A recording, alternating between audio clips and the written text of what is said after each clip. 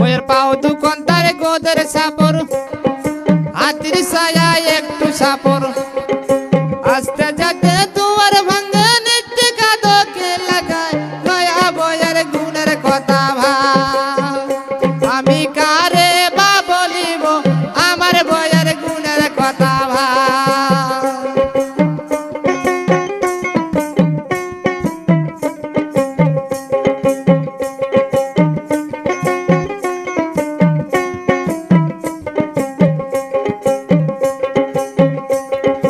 রূপকন্যা তার ঝিলিক মারে ষোল ঘর বউ আন্দার করে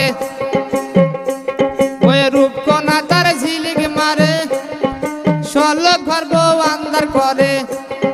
সরের গাছের বেদনি এসে বইয়ের সাথে সই পাতা কয়া বইয়ের গুণের কথা ভাব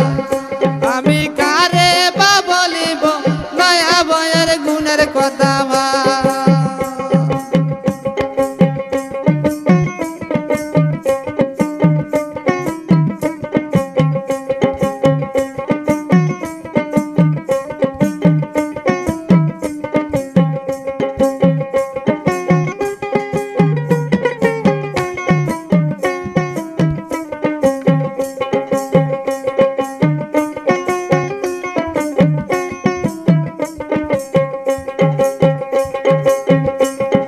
শুতে থাকে সাপর খাটে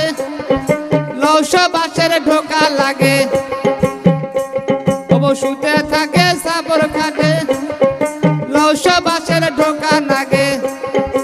একবারে হেলানি দিল